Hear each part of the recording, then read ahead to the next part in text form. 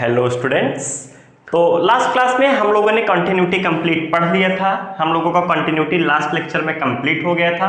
NCERT discussion भी जो आपका था कंटिन्यूटी का वो भी हम लोगों ने कंप्लीट कर लिया था। तो कंटिन्यूटी के बाद जो अपना आता है वो है डिफरेंशियबिलिटी। आप लोग एनसीईआरटी में चैप्टर 5 देखेंगे वो किस नाम से दे रखा है, कंटिन्यूटी एंड डिफरेंशियबिलिटी।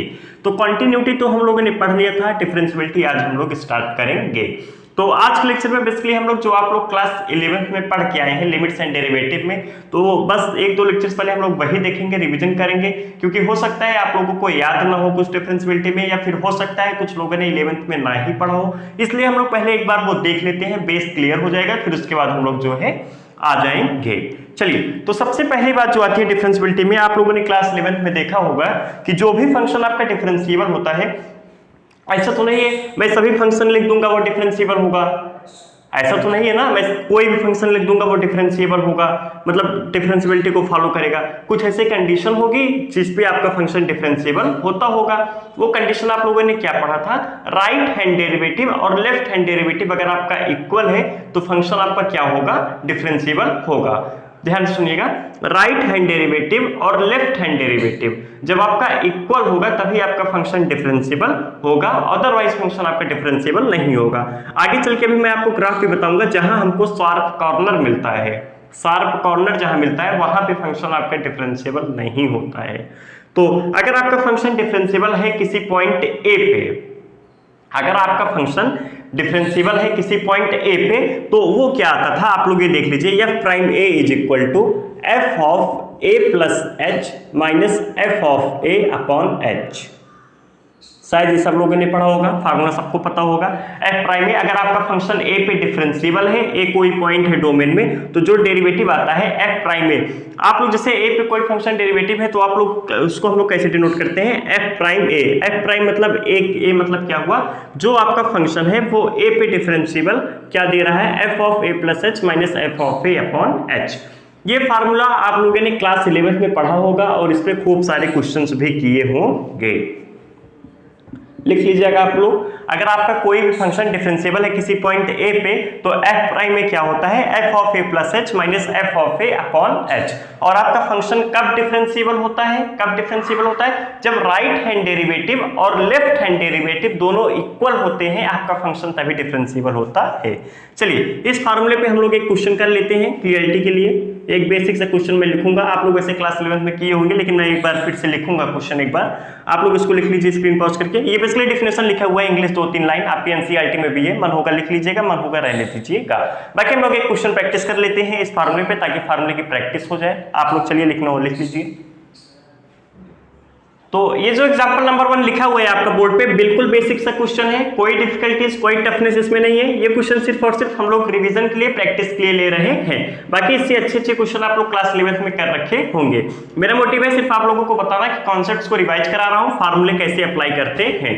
अगर आप लोगों को कॉन्सेप्ट से क्लियरिटी रहेगी, आप ऐसे कई भी क्वेश्चन कर सकते हैं। अभी यहाँ पे मैं चेंज कर दूं x³ + 5x² + 7x + 8, तब भी आपका कोई चेंजेस नहीं होगा, कॉन्सेप्ट आपका वही रहेगा। कहने का मतलब अगर आपको कॉन्सेप्ट की क्लियरिटी है, मैं कुछ भी कर दूं तो आपको सॉल्व करना आना चाहिए। चलिए, अभी हम लोगों ने क्या पढ़ा, F prime A is equal to आपका क्या होगा, limit h tends to 0 F of A plus H minus F of A upon H.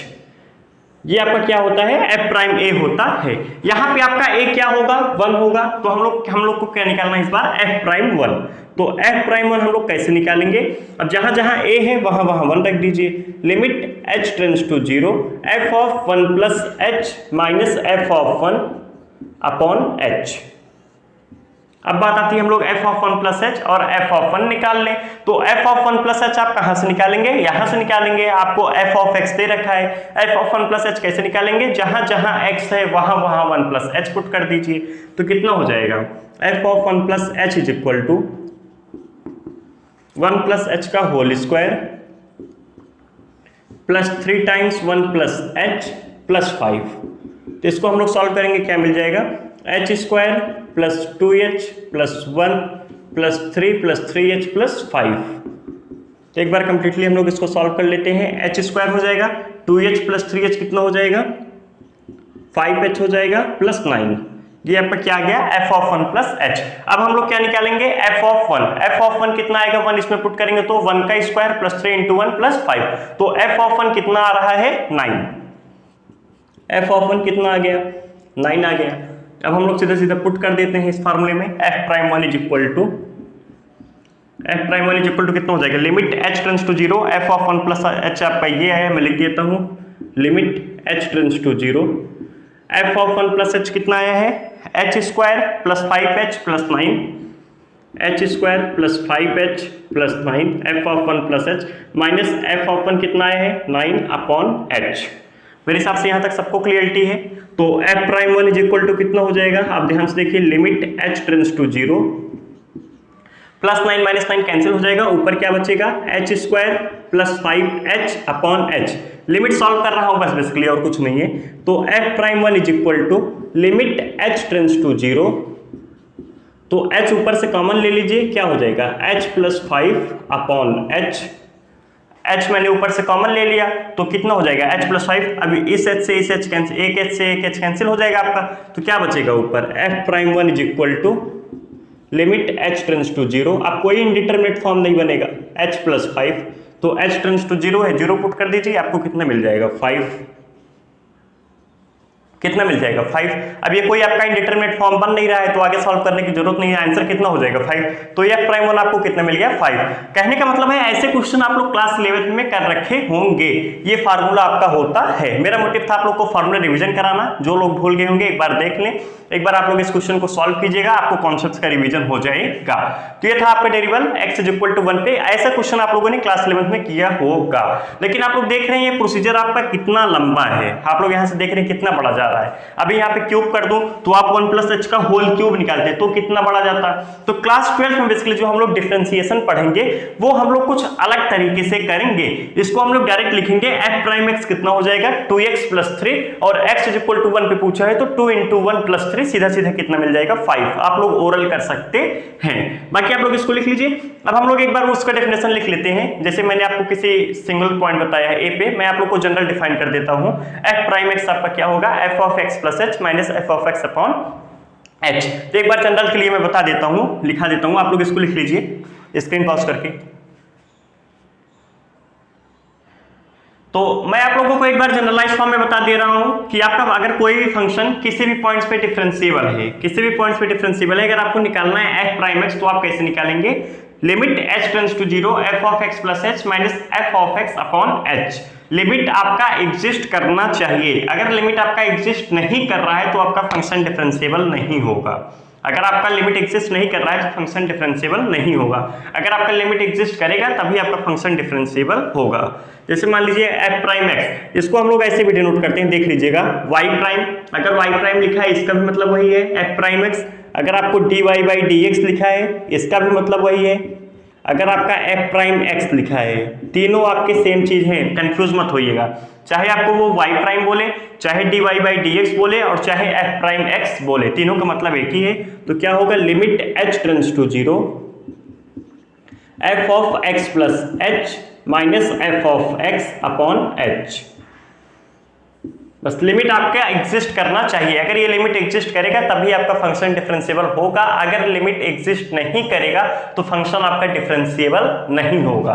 बस ये बात ध्यान में रखिएगा। इसी को हम लोग बोलते हैं फर्स्ट प्रिंसिपल ऑफ डेरिवेटिव।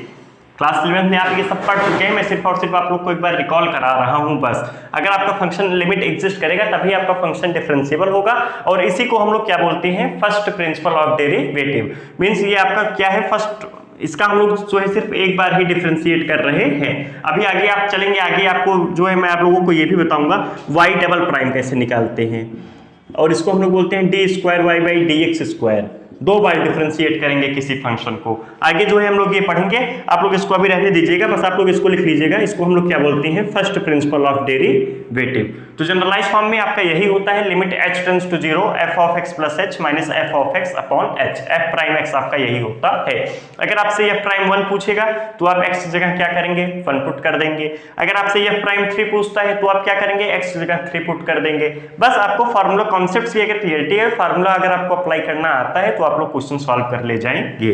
बाकी ये भी आपका डेफिनेशन बुक में लिखा हुआ है, मानो आप लोग स्क्रीन पॉज करके लिख लीजिए। बाकी हम लोग देख लेते हैं अलजेब्रा ऑफ डिफरेंशिएबिलिटी, कुछ अलजेब्रा देख लेते हैं। तो अगर उसमें हम लोग ये देखेंगे, मान लीजिए अगर आपके दो फंक्शंस का सम एक साथ दे रखा है डिफरेंशिएट के अंदर, तो हम लोग ये देखेंगे उनका अलग अलग सम डिफरेंशिएट करके अलग अलग आप सम कर सकते। आप लोग इसको लिख लीजिए, मैं आप लोग को समझा दे रहा हूं।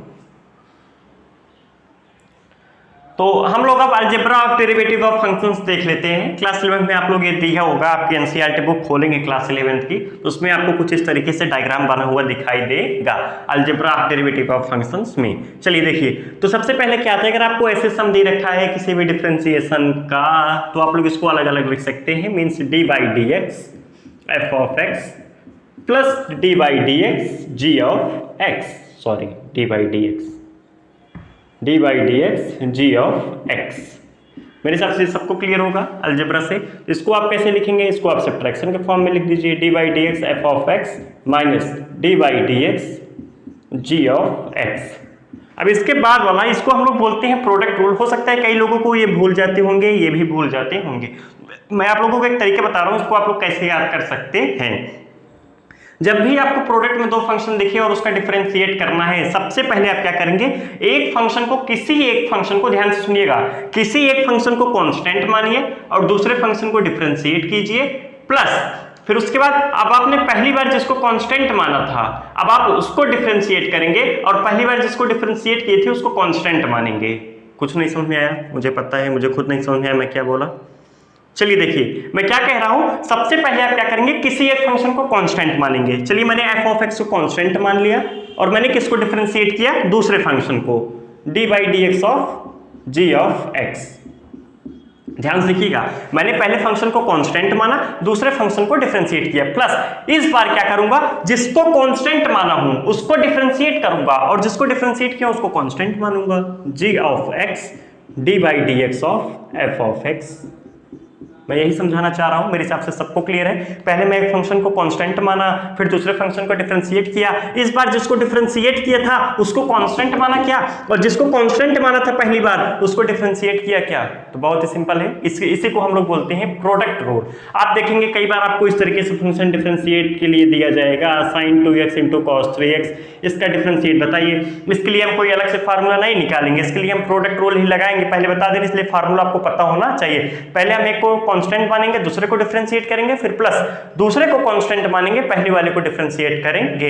अभी मैं आपको इससे बोल दूं एक्स स्क्वायर इंटू 5x। अब आप इसमें प्रोडक्ट रूल लगाने मत बैठ जाइएगा, मल्टीप्लाई कर लीजिएगा 5x cube, 5 into x cube सीधा सीधा कर लीजिएगा। नहीं क्या करते हैं, मैं कंफ्यूज होने के लिए एक बार ऐसे लिख दिया था कि आप इसको डिफरेंशिएट करके बताइए। कई लोग ऐसे सॉल्व कर रहे थे, प्रोडक्ट रूल लगा रहे थे, इसको कांस्टेंट माने, इसको डिफरेंशिएट, आंसर आपका वही आएगा, आंसर में कोई चेंज नहीं होगा, आंसर आपका वही आएगा। लेकिन आप क्यों इतना लंबा करेंगे जब सीधा सीधा मल्टीप्लाई हो जाएगा। तो चलिए मेरे हिसाब से प्रोडक्ट रूल सबको क्लियर है, इसको हम लोग बोलते हैं क्वोशेंट रूल। क्वोशेंट रूल अब इसको कैसे याद करेंगे, इसमें भी कई लोगों को कंफ्यूजन होगा, ध्यान से सुनिएगा। सबसे पहले हम क्या करेंगे, नीचे वाले के रिस्पेक्ट में ऊपर वाले को डिफरेंशिएट करेंगे। ध्यान से सुनिएगा, नीचे वाले के रिस्पेक्ट में ऊपर वाले को डिफरेंशिएट करेंगे, माइनस ऊपर वाले के रिस्पेक्ट में नीचे वाले को डिफरेंशिएट करेंगे अपॉन नीचे वाले का होल स्क्वायर। ऐसे आप लोग याद करेंगे तो याद रहेगा। चलिए मैं आप लोग को लिख दे रहा हूं, नीचे वाले के रिस्पेक्ट में, नीचे वाले के रिस्पेक्ट में ऊपर वाले को डिफरेंशिएट किया, माइनस अब नीचे वाले के रिस्पेक्ट में ऊपर वाले को डिफरेंशिएट किया है तो माइनस, अब ऊपर वाले के रिस्पेक्ट में नीचे वाले को डिफरेंशिएट कर देता हूं, ऊपर वाले के रिस्पेक्ट में नीचे वाले का डिफरेंशिएट कर देता हूं, ध्यान से देखिएगा, अपॉन नीचे वाले का whole square, g of x का होल स्क्वायर। इसी को हम लोग बोलते हैं क्वोशेंट रूल। इसको हम लोग क्या बोलते हैं, क्वोशेंट रूल। तो सबसे पहले मैंने क्या किया, नीचे वाले के रिस्पेक्ट में ऊपर वाले को डिफरेंशिएट, माइनस ऊपर वाले के रिस्पेक्ट में नीचे वाले के डिफरेंशिएट अपॉन नीचे वाले का होल स्क्वायर। अभी जैसे आपके इसमें प्रोडक्ट रूल लगाएंगे, अभी मैं इसी क्वेश्चन को ऐसे लिख दूं, sin 2x by cos 3x। अब इसका डिफरेंशिएशन कीजिए, अब इसके लिए कोई अलग से फार्मूला नहीं आएगा, इसके लिए हम लोग क्या करेंगे, यही क्वोशिएंट रूल अप्लाई करेंगे। नीचे वाले के रिस्पेक्ट में ऊपर वाले का डिफरेंशिएशन माइनस ऊपर वाले के रिस्पेक्ट में नीचे वाले का डिफरेंशिएशन अपॉन नीचे वाले का होल स्क्वायर, हम लोग आगे यही सॉल्व करेंगे। आप लोग ऐसे क्लास 11 में पढ़ के आएंगे सब, मैं सिर्फ और सिर्फ आप लोग को रिवीजन करा रहा हूँ। चलिए बाकी अलजेब्रा ऑफ डेरिवेटिव फंक्शन मेरे हिसाब से सबको क्लियरिटी हो गया होगा, प्रोडक्ट रूल, क्वोशिएंट रूल, सम, डिफरेंस सबको क्लियर हो गया होगा। अगर आप लोग को लिखना हो लिख लीजिए, नहीं तो बाकी ये डायग्राम आपकी एनसीईआरटी में बना हुआ है। अब हम लोग चलिए वो देख लेते हैं आपका फंक्शन का डेरिवेटिव होगा। बेसिकली मैं आप लोग को एक बार लिखा दे रहा हूँ, नहीं तो हो सकता है आप लोग के माइंड से मिस हो जाए, नोट्स में रहेगा तो ठीक रहेगा। बाकी आप लोग को लिखना हो नोट्स में लिख लीजिए स्क्रीन पॉज करके। तो जो मैंने आप लोगों को अभी बताया था सिर्फ और सिर्फ वही लिखा हूं। आपका फंक्शन कब डिफरेंशिएबल होगा, at X is equal to A, जब आपका राइट हैंड डेरिवेटिव और लेफ्ट हैंड डेरिवेटिव दोनों आपके इक्वल होंगे। That is RHD is equal to LHD, means right hand derivative should be equal to left hand derivative. Right hand derivative आपको ये लिखा हुआ है limit h tends to 0 plus f of a plus h minus f of a upon h, और आपका left hand limit 0 minus ये लिखा हुआ है। आप लोग को कई जगह दिखेगा h टेंड्स टू, वो आपका वही रहता है 0 प्लस, लेकिन h की जगह क्या आ जाता है minus h, f of a minus h minus f of a upon minus h। Confuse मत होइएगा, दोनों आपका एक ही चीज है। कुछ ऐसे डिनोट करते हैं h टेंड्स टू 0 प्लस और कुछ ऐसे डिनोट करते हैं h टेंड्स टू 0 माइनस। हम लोग कंटिन्यूटी ऐसे ही पढ़ते आए हैं 0 प्लस 0 माइनस, तो हम लोग डिफरेंशिएबिलिटी में भी वही डिनोशन, वही मतलब वही नोटेशन यूज करेंगे, चेंज नहीं करेंगे। तो आपका ये ध्यान रखिएगा, राइट हैंड डेरिवेटिव और लेफ्ट हैंड डेरिवेटिव किसी भी फंक्शन के डिफरेंशिएबिलिटी के लिए होना जरूरी होता है। तो नेक्स्ट क्लास में अब हम लोग कुछ क्वेश्चंस करेंगे आपके, बेसिकली ग्रेटेस्ट इंटीजर के क्वेश्चन देखेंगे। मैं आप लोग को वहां ये बताऊंगा कि ग्रेटेस्ट इंटीजर फंक्शन जो आपका है, इंटीजर पे ग्रेटेस्ट इंटीजर फंक्शन जो है आपका किसी भी इंटीग्रल पॉइंट पे वो डिफरेंशिएबल नहीं होता है। आप लोग एक बार ट्राई कीजिएगा, खुद से भी ट्राई कीजिएगा। और मॉडुलस फंक्शन में जहां आपको शार्प कॉर्नर मिलता है वो फंक्शन आपका डिफरेंस, उस पॉइंट पे आपका फंक्शन डिफरेंशिएबल नहीं होता है। नेक्स्ट क्लास में मैं आप लोगों को यही एक्सप्लेन करूंगा। बाकी अगर हो सकेगा चेन रूल स्टार्ट करूंगा, नहीं तो उसके बाद नेक्स्ट टू नेक्स्ट क्लास हम लोग जो है आ जाएंगे डिफरेंशिएशन पे, जिसमें हम लोग पढ़ेंगे चेन रूल से स्टार्ट करेंगे। तो आज हम लोग इसको यही तक रखते हैं। अगर आप लोगों को कुछ भी डाउट हो, कहीं कुछ भी डाउट आ रहा है तो आप लोग कमेंट बॉक्स में पूछ लीजिएगा, मैं आप लोगों को एक्सप्लेन कर दूंगा। बाकी एक लेक्चर हम लोग और लेंगे, क्लास 11 का अच्छे से रिविजन हो जाए। पिछले कल हम लोग जो है लेवल के क्वेश्चन और लेवल के एक्सप्लेनेशन देखने वाले हैं। आप लोग उसको क्लास 11 की एनसीईआरटी से बहुत ज्यादा रिलेट मत करिएगा। बाकी मिलते हैं नेक्स्ट क्लास में। Okay, thank you class.